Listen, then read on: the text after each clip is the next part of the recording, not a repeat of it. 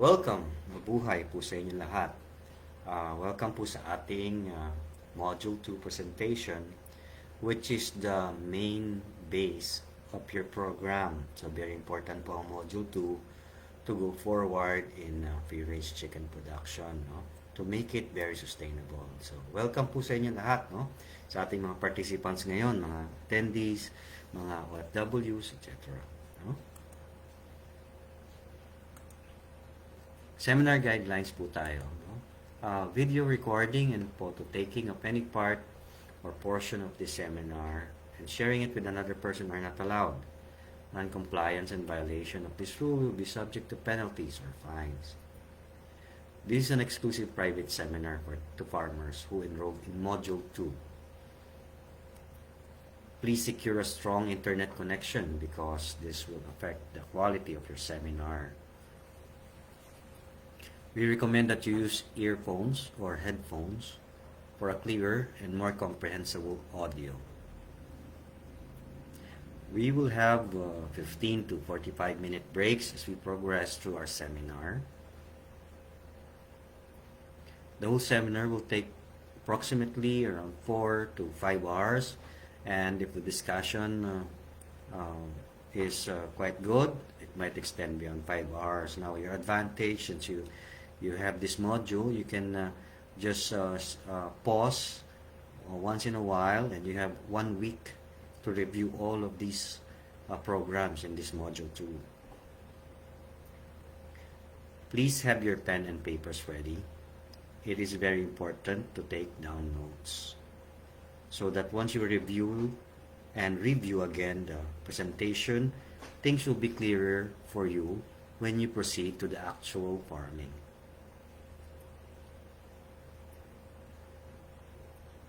At the end of the lectures, we will have a live question and answer portion, approximately 45 minutes.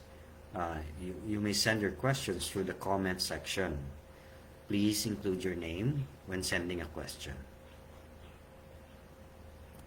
The seminar kit, the manuals, guides, and literatures are in e-copy mode, which includes salient points of this seminar, such as proper brooding, feeding management, vaccination program, common diseases, treatment options and methods, etc., have been sent to you ahead of time.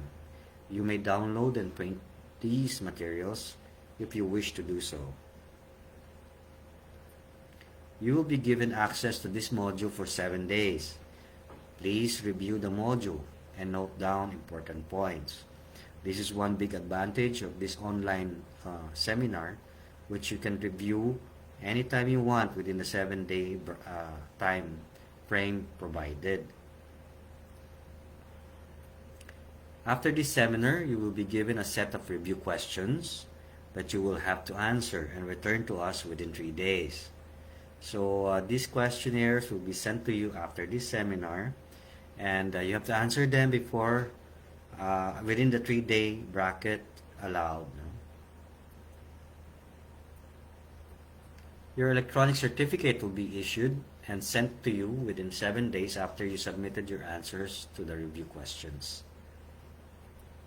There will be a monthly schedules for modules 2 and 3 for new enrollees. For example, if you have done this module 2, a new batch will be coming in on the next month and the succeeding months.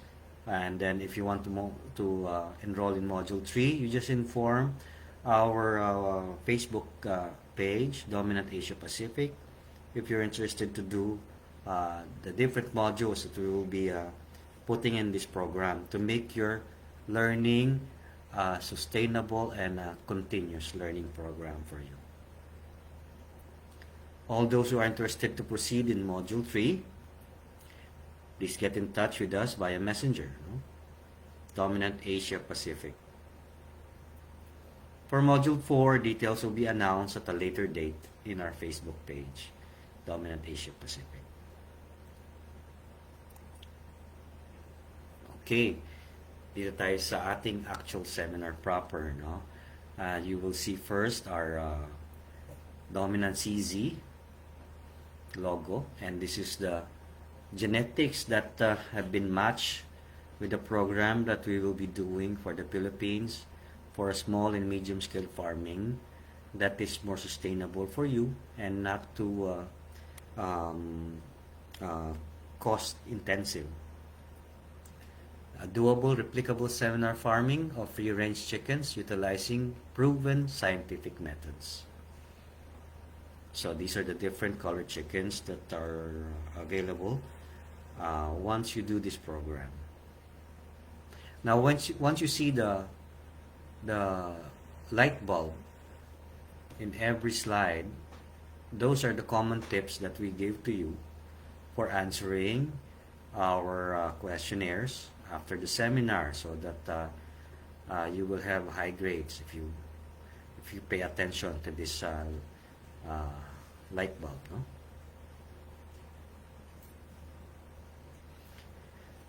Our local company registered with SEC is known as Dominant Asia Livestock Genetics, and our hybrid F1s are known as superior F1s with the free-range genetic enterprise. We import the breeders from Europe, from Dominant ZZ. We have been pioneering this program for the last 23 years in the Philippines.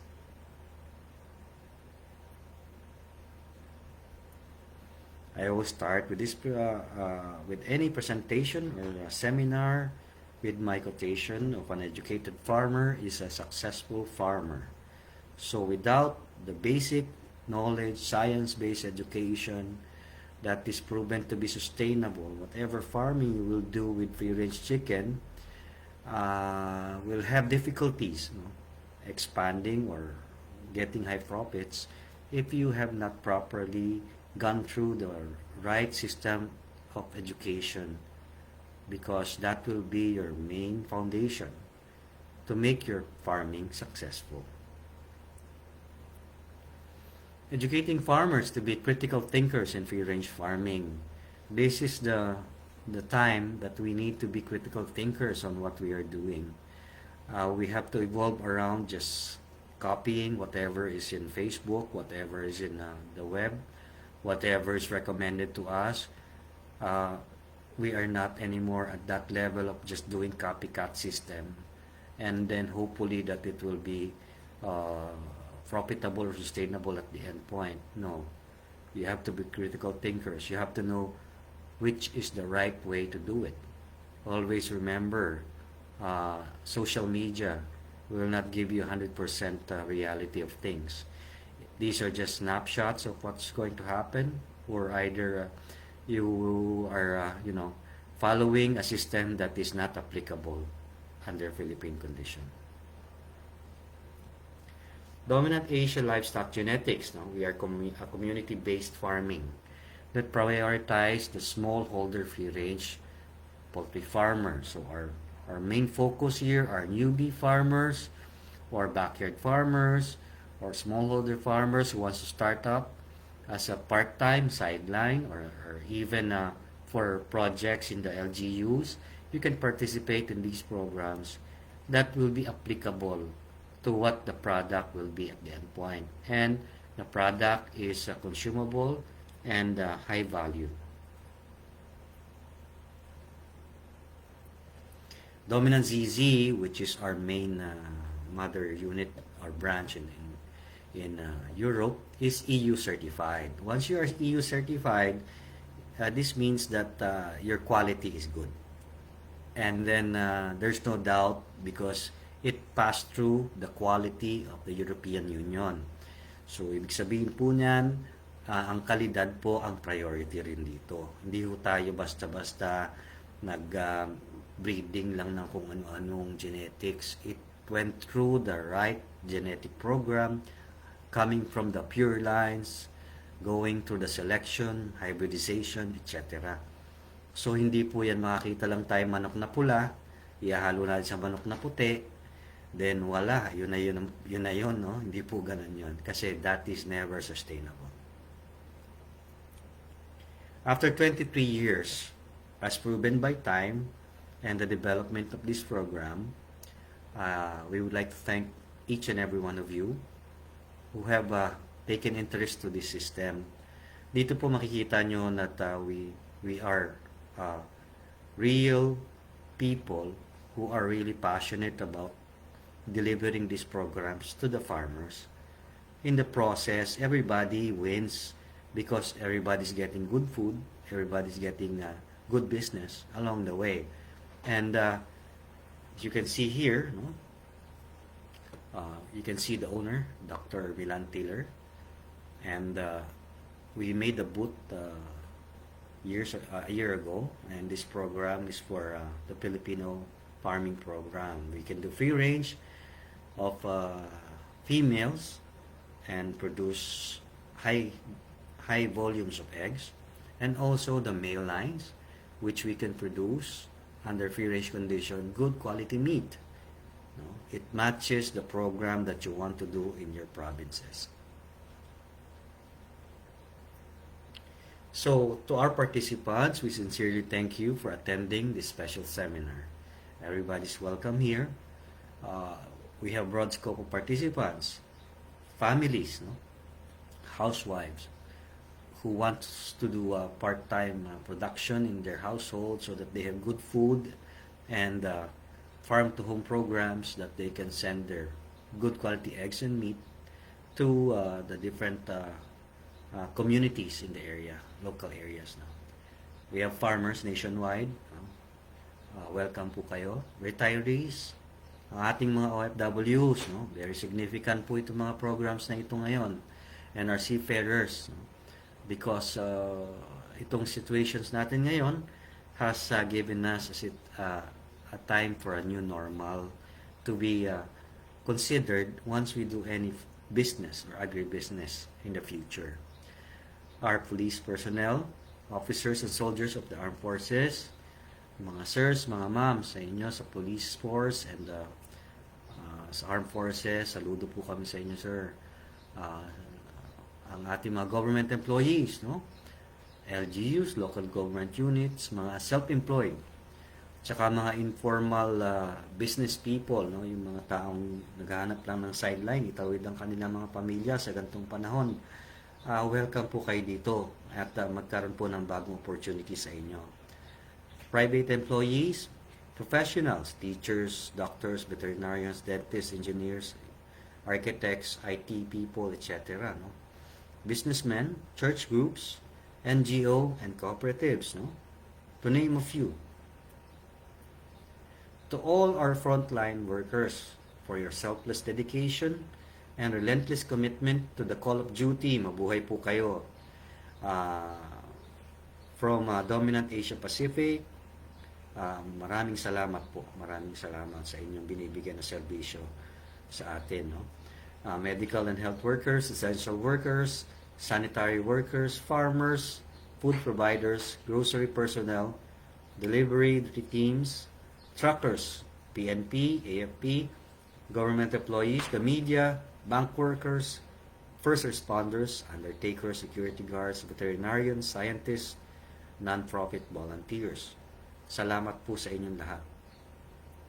Salamat din po sa ating mga farmers who are actually the backliners of our agriculture, no? Kayo po yung mga nagtataguyod na matuloy-tuloy ang ating mga source ng pagkain na sa sitwasyon ngayon ng lockdown or situation na bawal po magpasok ng ibang produkto galing sa ibang bansa, tayo po ang nagbibigay ng sustainable and nutritious food para sa ating mga kababayan.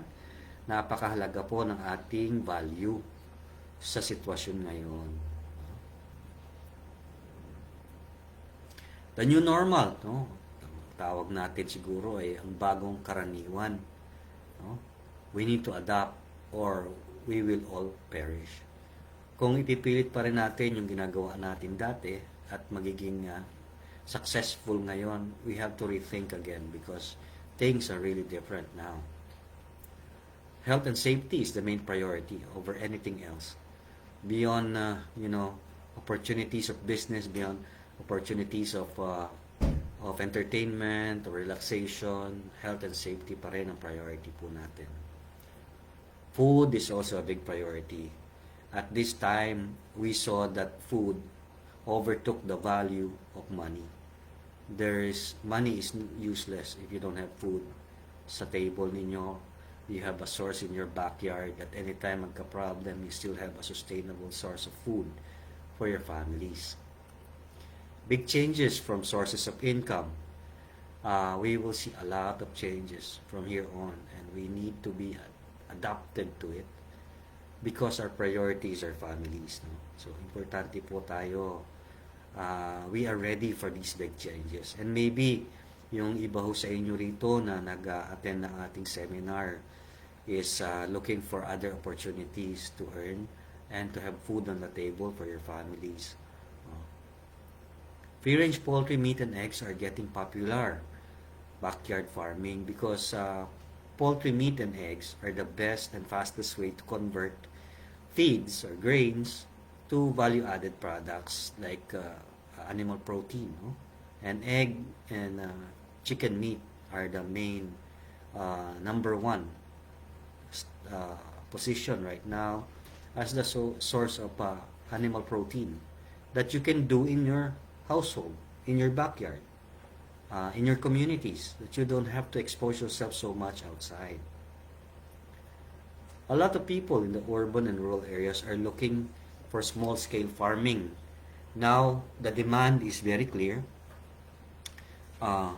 We see expansions, not just in your communities, but even in the local government units, and how they will address poverty and food security, no, in their localities. And this is a big preparation. If you have the skills already and you are prepared to do it and you have done this program, it will be easier for you to adapt to this new normal. It is a supplementary source of income. Magka-sideline ka, additional 5,000 or 7, even 10,000 a month is not, di na rin masama to add additional income for your family. But the big plus is actually giving good, fresh food that are, chemical-free, that you can feed your kids. No? Some fighting cock aficionados, broiler raisers, swine raisers are shifting to free range because the smallholder farmers in this sector are now seeing the problems and the situation that is present. For example, sa swine raising, there is a problem of African swine fever, and this problem is not easily removed in one area and is highly can highly contaminate other areas, no? And it's very non-assuring for them, the swine raisers, to continue. That's why they have to look for another species to raise. Fighting cocks have the same problem right now because social distancing is important, and we need to prevent contaminations, no, and the congregations, no. So it's a problem. Broiler raisers, it's very difficult to compete right now because of the challenges in inputs, challenges in genetics, challenges in the market. The price is also a big challenge right now. And if you have pagka po maikli ang PC natin dito, madali po tayong maapektuhan. Plus the fact that the cost to produce and the price, napakanipis po ng kikitain ng mga smallholder broiler raisers. Usually, pag bumabagsak po ang presyo ng manok, sila po ang unang-unang nahihirapan sa sitwasyon na ito. Demand for free range is very high. It's getting high already. And the awareness of values of health issues, values of quality and surety and freshness have been given a higher priority sa ngayon when buying poultry products.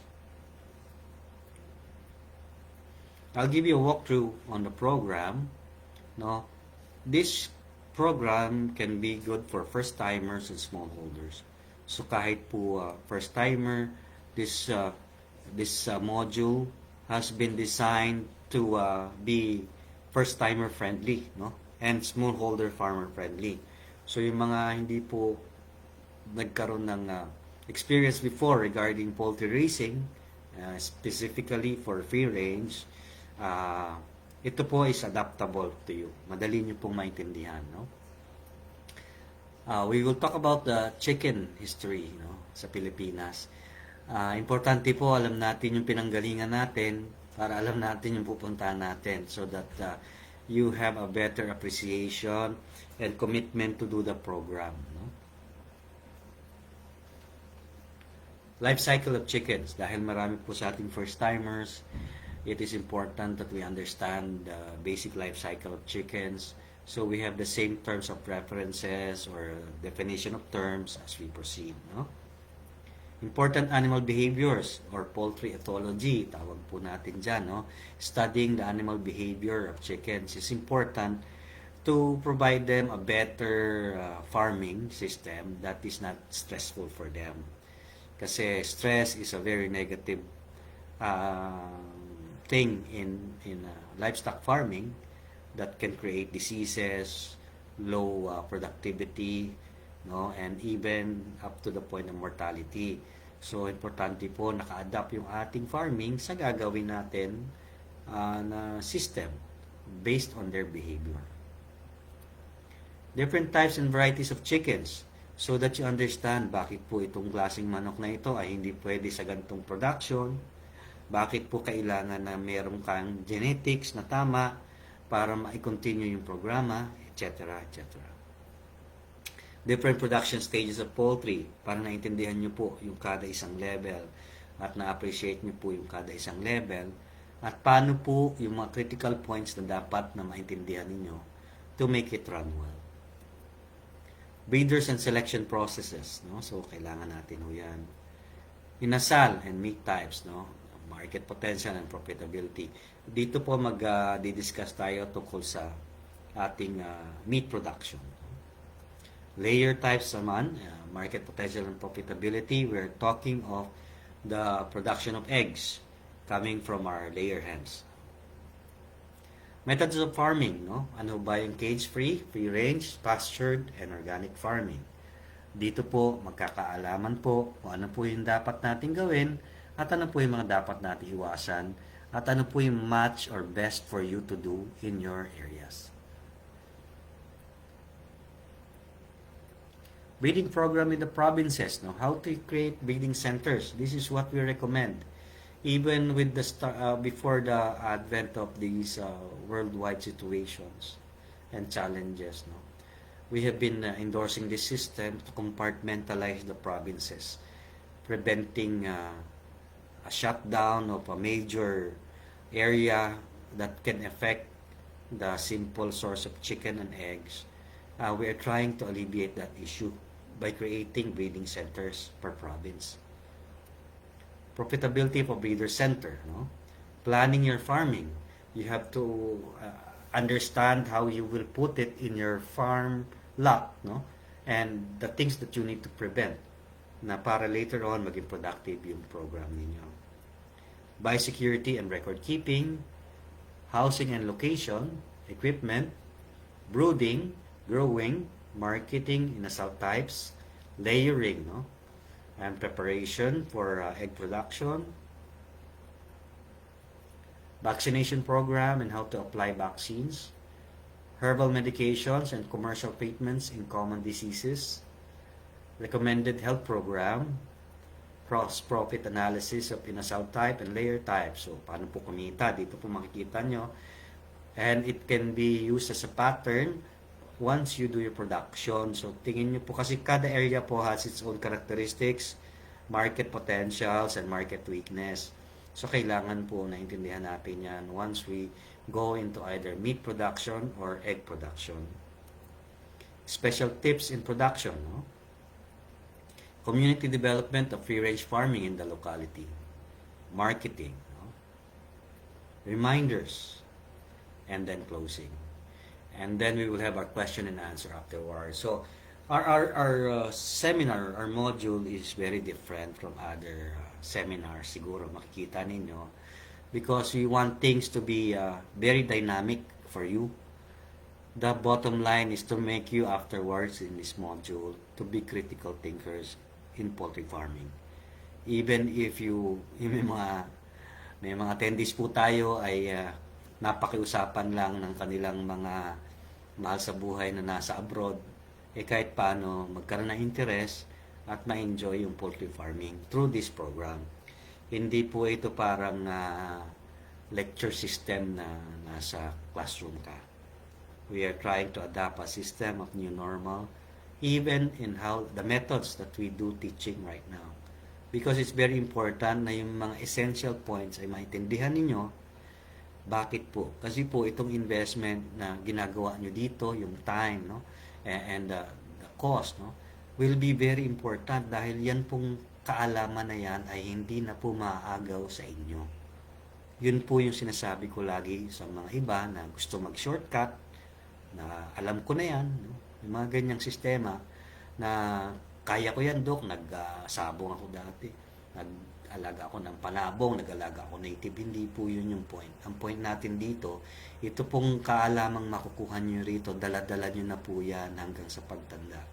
Hanggang sa ma-transfer nyo na sa ibang mga mahal sa buhay o mga taong sa negosyo nyo na mapapagkatiwalaan. So napaka-importante po ang knowledge.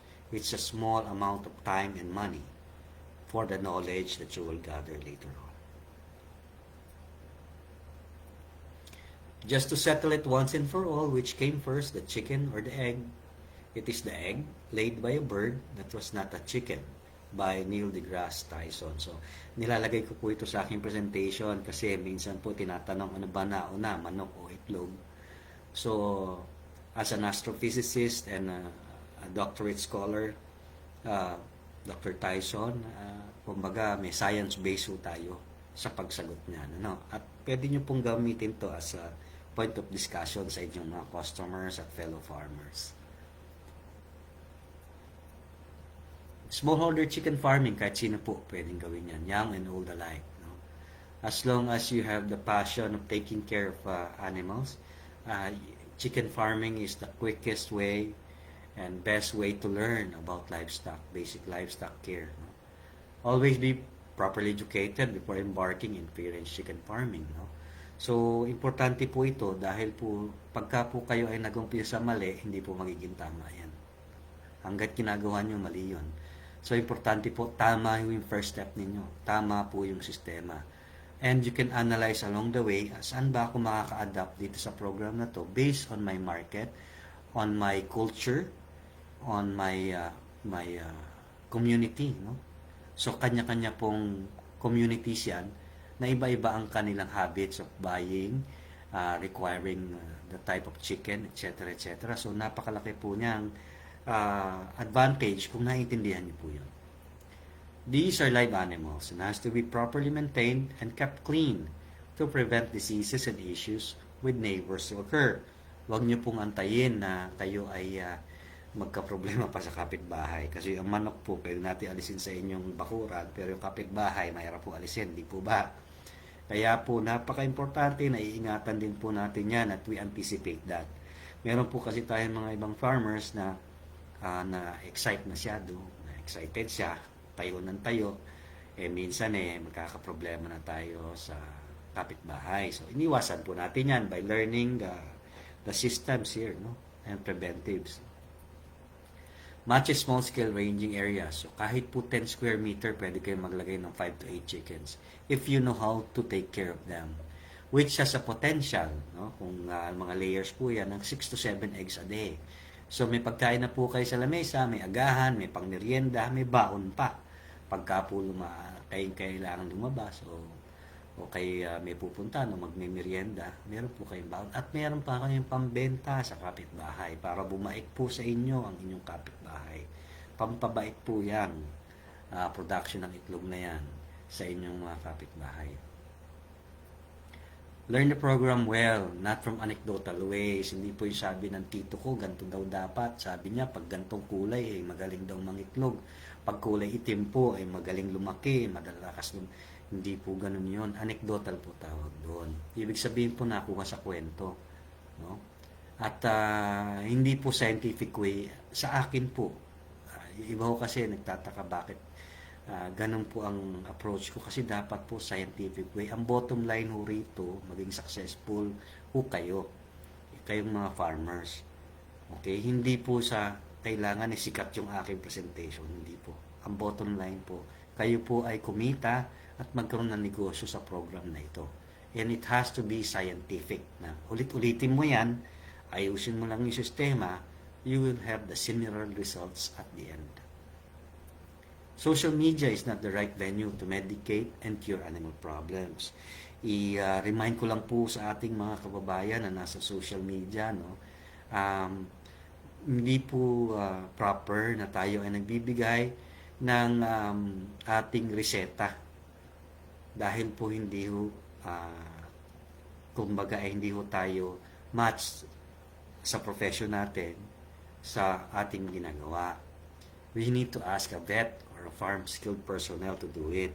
Hindi po may makita tayong konting sipon, konting bulutong, may sagot na kaagad tayo. And then, iiwanan na ho natin yun, yung pinost natin yun, ano, at hindi natin alam kung ano nangyari. Minsan po, talagang totoo, it does more harm than good. So, ingatan po natin yan. And it's not wrong to ask veterinarians and specialists to give the right approach to the problem. No? Plan well your farm. No? Start with a farm lot if accepted for farming or too densely populated. So, isipin niyo po yan dahil may mga consideration kayo sa kapitbahay ninyo. Kung yan po ay sa isang mayamang subdivision, baka po maganda po niyan, humanap na lang po kayo ng ibang lugar na para lagyan ng farming. No? Ayaw nating mag-escalate ang situation na magkaroon pa ng problema sa kapitbahay. No? Zoning is also considered. No? Kung residential yan, no? Yung pag-ingay ng manok, tilaok ng manok, nagiging issue po minsan yan. So, iningatan po natin. Maganda po talaga agricultural ang inyong lugar. Peace and order must also be in the list. So, may agricultural land ho kayo, mayroon po kayong lugar na maganda. No? Ang problema naman ay peace and order. Pag talikod nyo, nababawasan yung manok nyo, o di kaya tumatalon sa kawali ng kapitbahay ninyo, yung manok. No? So, ingatan nyo po yan. Dahil binabalance po yan talaga. Hindi po porke meron kayo nakuha murang lote o libreng lote, enough na po yun as basis of farming. Dapat i-consider nyo po yung peace and order, utilities, tsaka distance from farm to market. Yung mga bagay na pong yan, kinoconsider ninyo when you start. There are also challenges along the way to progress. So, as I discussed just a minute ago, meron po tayong mga challenges din sa pagnegosyo. I will not sugarcoat or lagyan ng magandang kwento ang pagpa-farming. Ang farming po ay kailangan ng commitment, kailangan po ng oras, hindi lang po pera. Marami po kasing akong na-approach from start ko maging poultry farmer way back 1991. No? Na akala nila yung pera is the ticket to be successful here. No? It is your commitment, your passion. No? You have a roadmap, kailangan po, dapat alam natin yung pupuntahan natin. Hindi yung bahala na at bahala na ulit. Kailangan po may programa.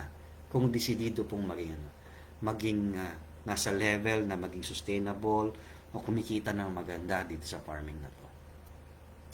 And the way to success, no? You will definitely, mistakes are always there. Kahit po ko sa tagal ko nandito sa larangan na ito, I still have mistakes along the way. But importante na re-recognize natin yan, tinatanggap natin yan, at nag-a-adjust tayo accordingly. There will be failures along the way. Minsan may grow, may hatch na hindi maganda, at huwag ko kayo magsasawang ayusin. Dahil po yan, pag naayos, ang isipin nyo na lang, paulit-ulit ang demand tuloy-tuloy. ang produkto nyo hinahanap lagi. So, yung failure is just a minor bump on the road. So, you just need to pass through that. Rejections. Marami pong mga kwento mga farmers natin, pinagtawan ng mga kapitbahay, kamag-anak, ng mga kaibigan, na walang mangyayari dyan, manok lang yan, backyard lang yan, walang negosyo dyan, no? Walang pera dyan, no? So, hindi. I also experienced the same rejections from my colleagues, no? There's no business in small farming. There's no ano. Pero ngayon po nakikita nila ay hindi pala. Pwede bang sumali na diyan? Ano bang negosyo? Kako, yung mga ganyan, you have to go through this learning curve. No?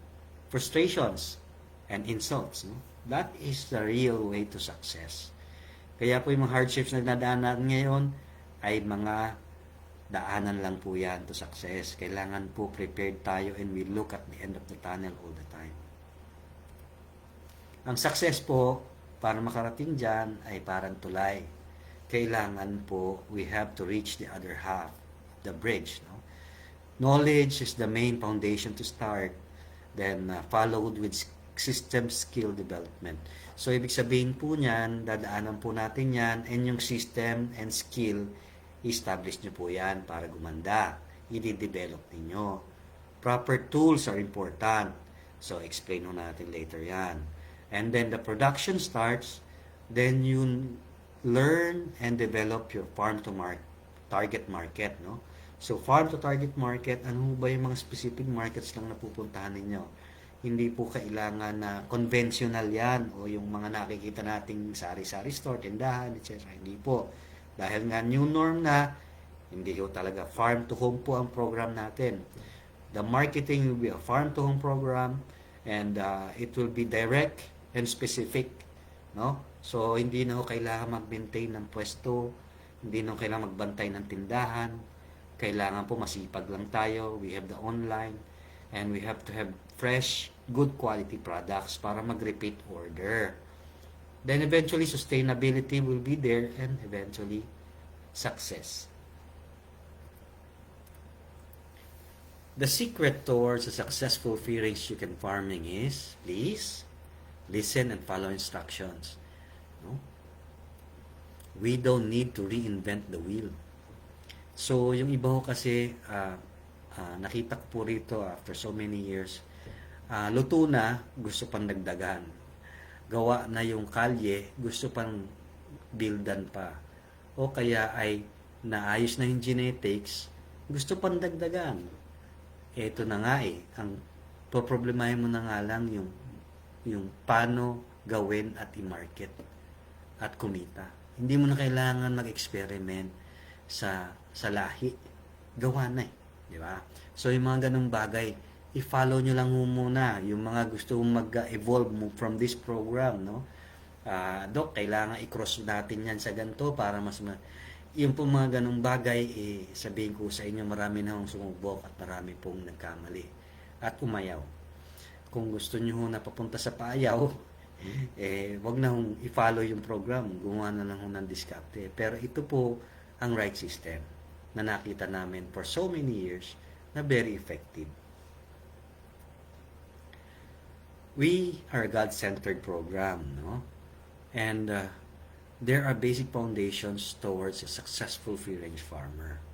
Our commitment to our customers and the community is very important. Hindi po to yung nakikita ko ngayon sa mga social media na buy and goodbye. No? Bibili ka, hindi mo na makakagilap yung seller.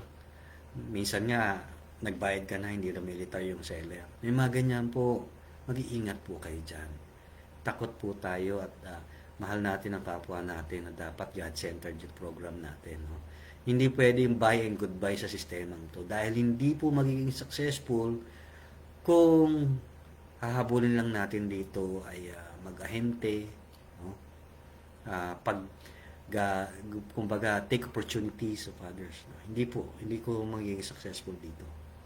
O kaya kunyari kukunin yung mga manuals, ilalagay sa ibang genetics. Para ho kayo bumili ng kotse, ibang manual ho ginamit ninyo. Ibang mekaniko po sa ibang brand. Ganun po ang sistema niya, no? So, hindi po pwede yung ganun. Because this will just run if you do it properly and God-centered. You should have ethics, principles, values, accountability, integrity, and community building. Yan po, pagka nakita nyo, parang gulong, ano?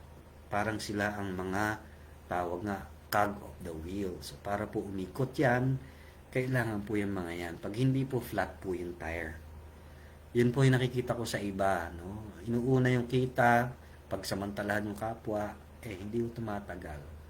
No? So, mag-ingat po tayo. At may mga farmers po tayo na mababait na gustong tumulong sa inyo. May mga tao, mga farmers kaming mga nakasalumuhan na willing din tumulong sa community.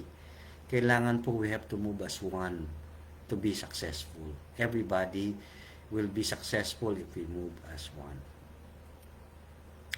Always pay it forward. Pagka po natuto kayo rito, sana po ibahagi nyo rin po yung mga natutunan nyo sa wastong pamamaraan.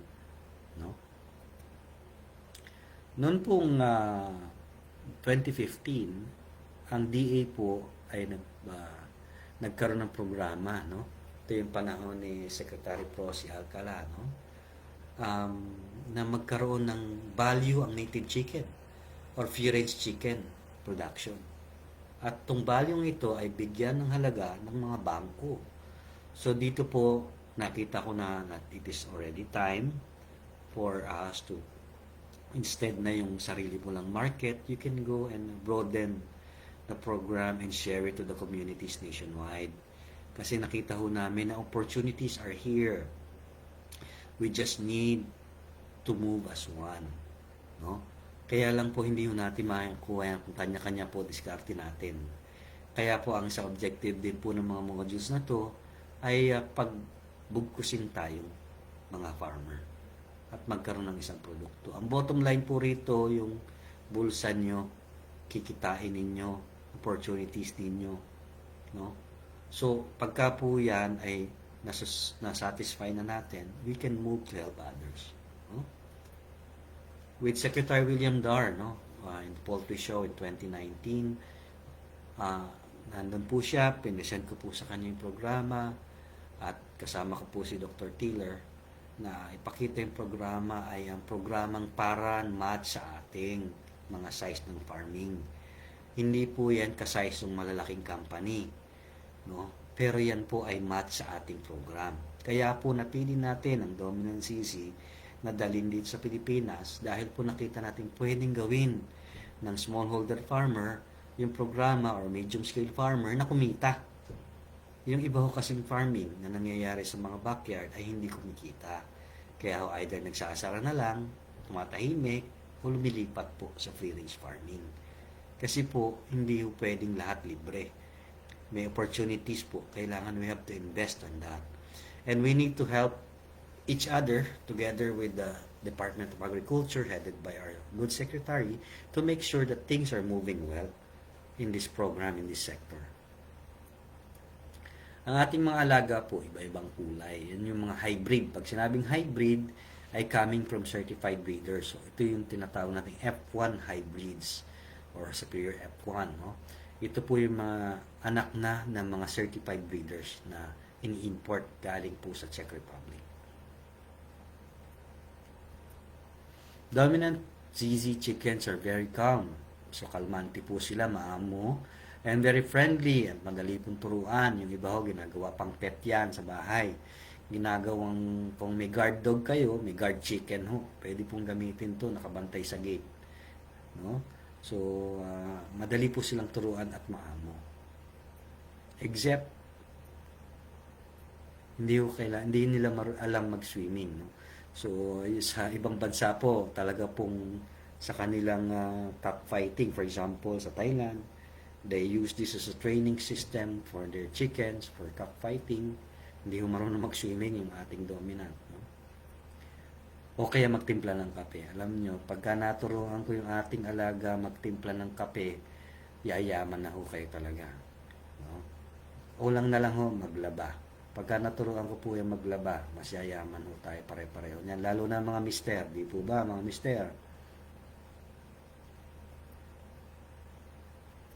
Alam nyo, ang isang free-range chicken, isa lang ho, can do all of these. No? Matanggal po yung mga pesting, mga insects doon sa area ninyo. No? Break the life cycle of pests, no? And diseases.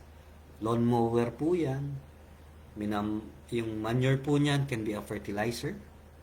Convert food into eggs. So para po siyang value added, no? Add on, no? So grains and vegetables, can be converted to eggs, which is high value animal protein, no? And it can fertilize the garden, mulch the area, and help the farmer.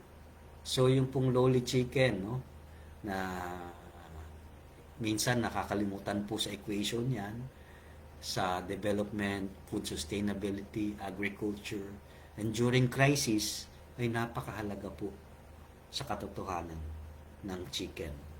Wala po yung religious barrier, wala po yung social barrier, no? Wala po yung age barrier. So napakasarap po mag-alaga ng isang produktong kahit sino ay interesadong kainin.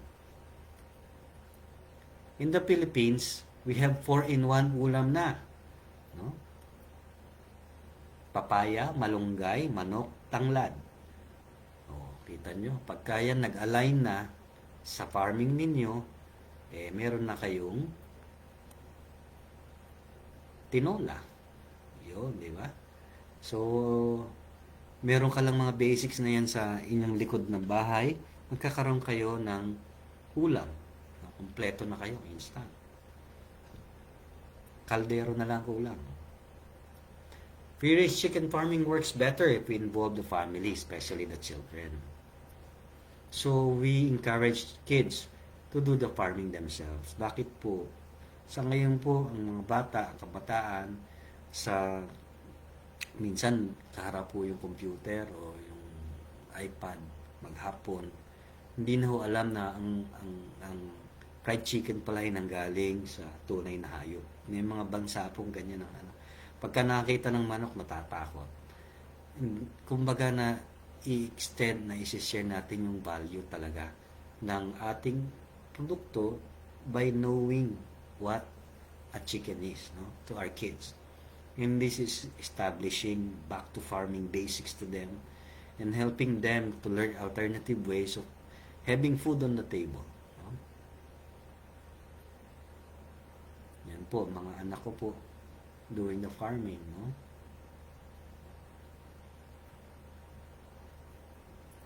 Ang ating mga OFWs, mga sirs, mga moms, ito po opportunity na pagbalik ninyo, yung konting puhunan ninyo is enough to sustain you kahit paano na hindi mabigat ang kapital. Na kayo ay mag-a-adjust lang depende sa opportunity na makukuha yung negosyo o demand. So, hindi po kailangan maglabas kagad ng malaking kapital. No? Mga pamilya na gumagawa nito ay nagkakaroon ng oras kasama ang kanilang mga anak at mahal sa buhay. Na nag-i-enjoy ka na, kumikita ka pa, may negosyo ka pa, di ba? So, yung mga bagay nito mahirap gawin, lalo na sa isang OFW, no? Sa isang seafarer, sa isang sundalo, sa isang pulis. So, itong mga bagay na ito ay magkakaroon ng halaga ang ginagawa nyo kung kasama nyo ang mahal nyo sa buhay. The Philippine Agriculture Performance, sa ngayon po, no, wala po kasing updates from the PSA, has jumped already to more than 2.9 points, no, percentage points sa development o pagdami o paglaki, no. Sa ngayon po medyo bumaba dahil po sa mga pangyayari, pero we see a very quick rebound on this. That's why we need to prepare for the demand for these products, no. At makikita niyo po rito sa isang promotion na ito ng itlog is healthy to eat, no. It's common that eggs are misinterpreted as the culprit of heart diseases, no, at saka mga sakit na diabetes, heart disease, etc. And this is one example of egg consumption, yung pong dilaw na makikita ninyo, sa Japan po, they eat 320 eggs per person per year. So, isang Japanese po, kakain po siya ng 320 eggs sa isang taon. Ang Pilipinas, so 100 eggs lang, which is now around 120, 115 to 120 na po ngayon. No? And ang Singapore po, 294. No? Malaysia, ang lalakas na kumain ng itlog. No? Pero makikita niyo po what is glaring, yung red po na heart disease mababa po sa Japan, sa Singapore, no? Sa Philippines po, mas marami ang risk. Indonesia and Vietnam. Ang isang reason po siguro, which is correlated, is how we cook the eggs. No? Pagka po fried lagi tayo, yung cholesterol po niyan, yung saturated fats niyan, can affect our health. Sa Japan po, they have other ways of cooking.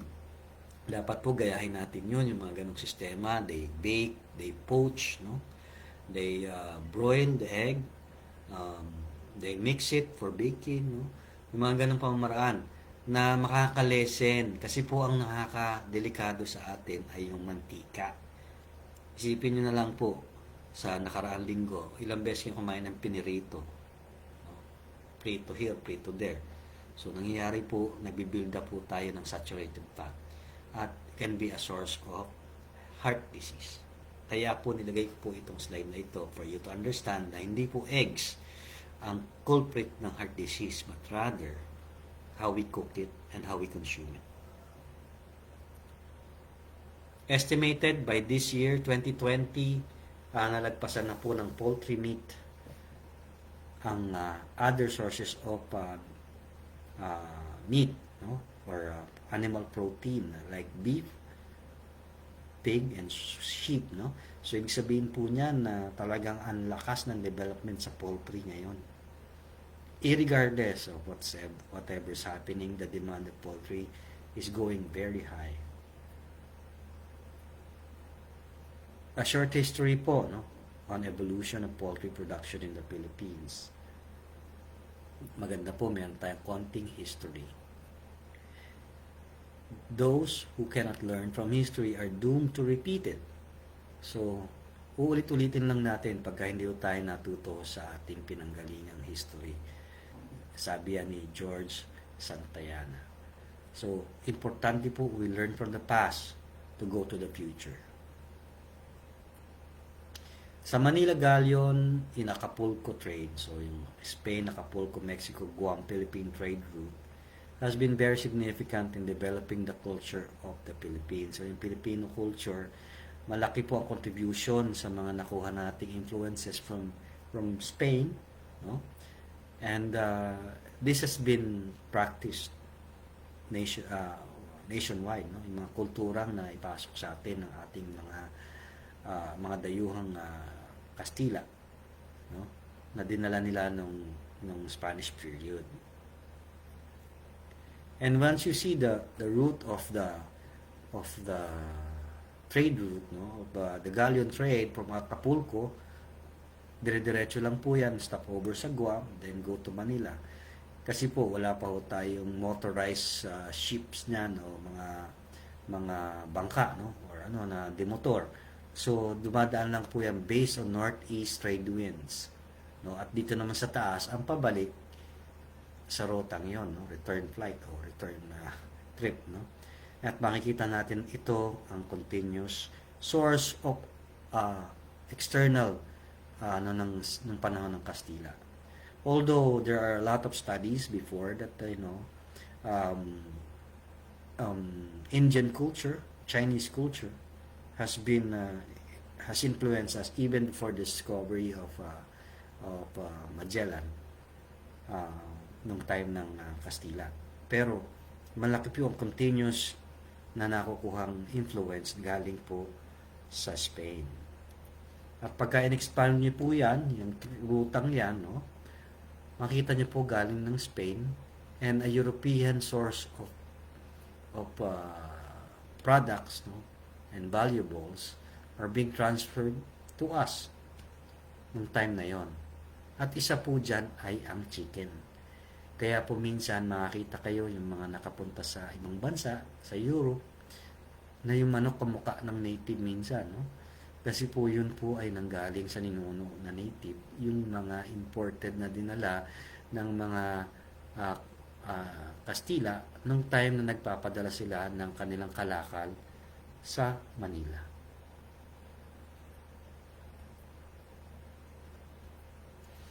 Sa Manila-Acapulco galleon trade noong 19th century, makikita nyo sa picture, typical talipapa in Manila in 1857. It is a illustration or drawing kung ano yung mga common animals na nandun. No? Yan.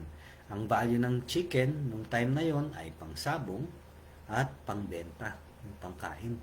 So, nung pang time na yon napakalaki ng role ng chicken sa food and entertainment ng ating mga kababayan ng mga panahon yun. O yan, nakita natin yung light bulb, ah. So, importante yan na alam nyo to. Most famous Filipino who enjoys poultry farming in the colonial times. Sino po yan, no? So, napaka-importante po nito, no? Walang iba ho kundi si Dr. Jose P. Rizal, ang ating pambansang bayani. Napakalaki po ng kanyang influence din po sa pinapakita niyang mga memoirs, o yung mga kanyang mga sinulat o diary nung panahon na siya ay nabubuhay sa dapitan, no? Ito po yung itsura ng kanyang kulungan ng manok nung panahon na yon, no? Hindi po yan actual na kinuna nung panahon niya. Sorry po, no? Ito ay mga replika na nung time niya, nung siya ay nandun pa. So, ito yung kanyang kulungan ng manok. Dito po kinakatay yung mga manok na yan, no? Pagka po siya ay may mga bisitang mga opisyal ng mga Kastila, opisyal sa kanilang local government, at mga praile o mga pare, yan po ang mga preparations na gagawin niya. Kukuha siya dyan, paluluto niya, at ang paborito niya ay tinola at adobo. So, sounds familiar para sa atin po, di po ba? Ito po ay nangyari kamakailan lang, at ito ay isang picture na nagbibigay ng alaala sa atin ng panahon na pumutok yung Bulkang Taal. And it also shows the value of poultry, chicken and ducks sa ating mga kababayan sa Batangas area at Cavite. No, napakalaki po ng epekto na nagawa ng pagsabog ng Bulkang Taal. Pero nakita natin na napaka-importante ng manok. Lalo na po sa area yan sa Katagalugan, no? Napaka-importante po ng manok. At yan po ay hindi lang nakikita, nare-reflect sa picture na to, kundi buong bansa. Sa Mindanao, ang ating mga kapatid na Muslim, paborito nila yan, no? Sa Visayas, lakas kumain po ng ating native chicken. So, napaka-valuable po ng ating produce, no? Yung ating ipoproduce na manok, na itlog at karne. The Philippine livestock industry, ang pinakikita ko lang po rito yung kulay na asul, no? Yung blue doon sa chart, no? Makikita nyo rito mula 2011 hanggang ngayon po, actually napakalaki po ng contribution ng chicken sa livestock industry ng buong Pilipinas, no? So it surpasses every livestock in the Philippines. So, ito po yung sample ng ating free-range chicken pagka po pinalabas nyo na, no? So, we usually range them at around 45 days pataas, no? So, naghanap po sila ng kanilang mga pagkain, insects and seeds, no? Grubs. Approximately 45% of the poultry produce in the provinces are coming from backyard producers of meat and eggs. Ito po yung ating target market also. 2014, 2015, and 2016, proven na po na 45% ng production ng buong Pilipinas, makikita niyo po rito, for example, sa 2016, Ang blue is the total, 178 million birds, no? 80 million birds are coming from backyard, from native and improved lines.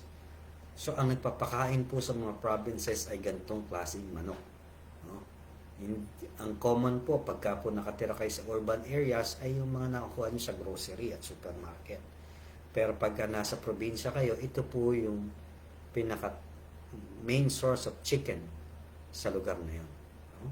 Yan po ang pinapakita natin na napakalaki po ng market. Before you start your small free-range chicken farming, ito yung mga bagay naman na yung dapat consider. Yung proximity of your farm to your target market. So, pagka po masyadong malayo, you have to put that into consideration. Kasi po kailangan po binibisita natin ang ating mga farm. Hindi po pwedeng remote control yan. Kailangan po pumupunta tayo. And it will be high risk kung pagkakatiwala lang natin kung kani-kanino. So, importante po na tayo ay make control and management sa ating farming to be successful. Always check your area first if you won't have problems with the neighbors for constructing. If area is residential, we don't recommend high volumes. Kung mga kaibigan, kamag-anak, ang mga kapitbahay, small volume na rin po. And then, kumbaga, magkaroon lang ng enough to have food on the table, konting benta at pangregalo. That's good enough, no, for residential areas. Start out small. Ito pong bagay na to, very important to. Lagi ko pong ina-explain ito. Dahil po, ang learning curve po, hindi ko po maibabahagi sa inyo. Kanya-kanya po kayo magkakaroon ng experience on how to grow, how to sell, how to develop and regrow and produce again. I can give you the technology right now. I can give you the genetics. I can give you the tips. Pero yung experience ninyo, sa inyo po yan. So, importante po yung learning curve ay matutunan on a smaller risk rather than getting big volumes. Ako po, magtataka kayo, hindi ho ako nandito para magbenta, kung hindi magkaroon kayo ng wastong experience and growing. Madali po mag-expand pagka nakita nyo na po yung inyong potential later on sa pag-first grow ninyo. Market early. Sa oras na nagpe-prepare kayo, you should be preparing also your market. Ibig sabihin po niyan, you should be promoting yung ginagawa ninyo. Kwento nyo po sa mga kamag-anak, no? Sa mga kaibigan, na meron kayong product later on na pwede po kayong tulungan sa pagbili ng mga produktong ito. No? Napakalaki pong boost yan sa inyong programa at moral. No? Slowly expand based on your capabilities. Huwag po kayong habol na dahil meron pong demand na 500 heads, pinipilit po natin yung ma-meet yung 100 heads with a small farming. Hindi po match yun. Kailangan po yung ating kapital, ating facilities, ating abilidad is enough to cover that demand. Darating po kayo dyan. Huwag nyo kakalimutan nyo. Huwag nyo madaliin. Basta tama po yung inyong programa, tama po ang magiging resulta. Kesa po magkaroon kayo ng risk na magkaroon kayo ng mga mortalities, sakit. Hindi po magandang resulta yan later on dahil hinahabol lang natin yung market.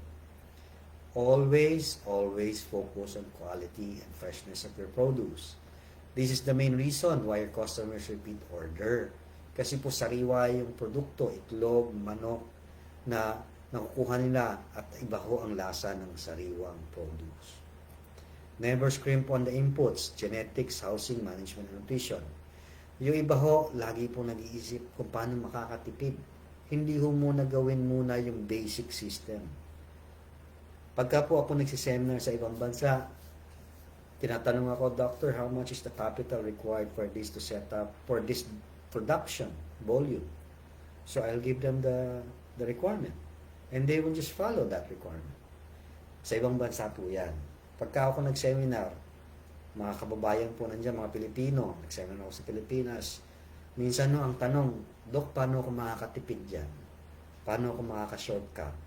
Paano ko maiiwasan na magpakain? Hindi ko lalaki yung manok.